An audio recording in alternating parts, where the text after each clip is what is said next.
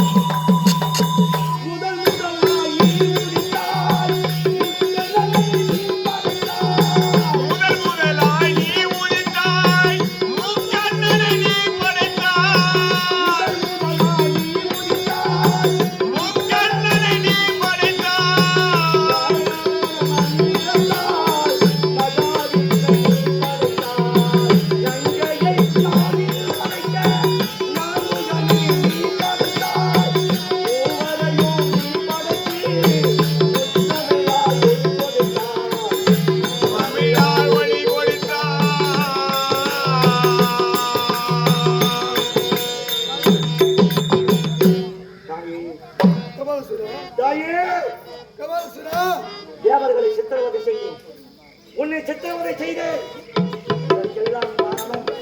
என் தாய் தந்தை யார் என்று தெரியாமல் அடைந்தேனே, ஆகையால் தான் நான் இப்படி செய்தேன்.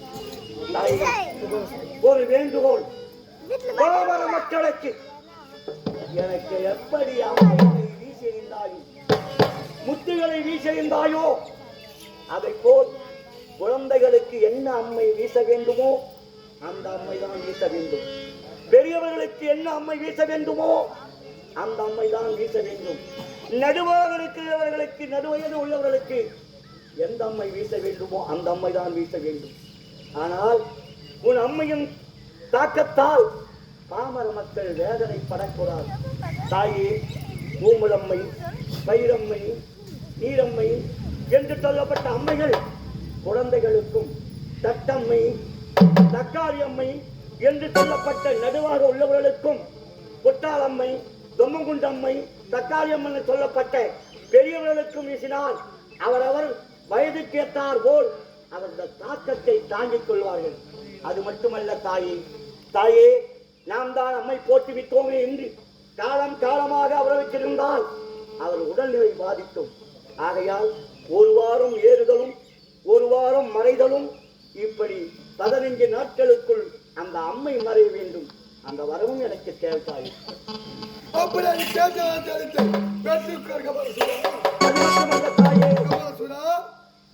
திருமூர்த்தி தேவர்கள் ஒன்றாக சேர்ந்த இடம், மும்மூர்த்தி தேவர்கள் சங்கமித்த இந்த இடம் திருவேற்காடு. இந்த காட்டிலே வேப்ப மரத்தடியிலே உருவம் நின்றதால் இந்த இடம் திருவேற்காடு.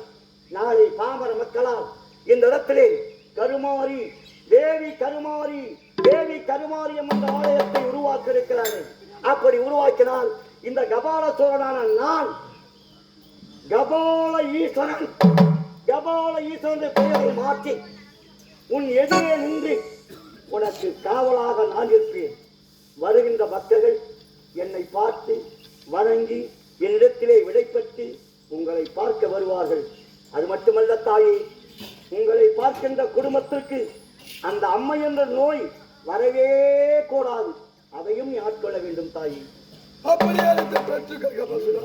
ஓம் சக்தி.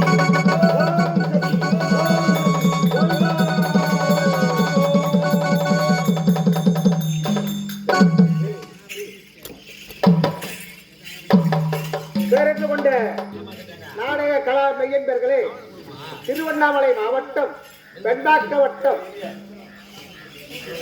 பெரியவர்களே, தேவி கருமாரியம்மன் உங்கள் கண்ணிலே காட்சி தருகிறார். காலை தரிசனம், தெய்வ தரிசனம், திவ்ய தரிசனம் என்று சொல்வார்கள். அந்த கருமாரியம்மன் கருத்தால் விபூதி பத்திரிக்கை தருகிறாள். அந்த விபூதி பத்திரிக்கை பெரியவங்க சின்னவங்க எல்லாரும் உங்களால் முடிஞ்ச காணிக்கை கொடுத்து வாங்கினீங்கன்னா இந்த அம்மை என்ற நோய் வராமல் தடுக்கலாம். ஆகையால அந்த கருமாரியின் கையால விபூதி பத்திரிக்கை வாங்கி தாய்மாரெல்லாம் வந்து வாங்கின்னு போங்க. வராதவங்களும் எடுத்துமே கொடுங்க. வாங்க வெளியா வாங்க.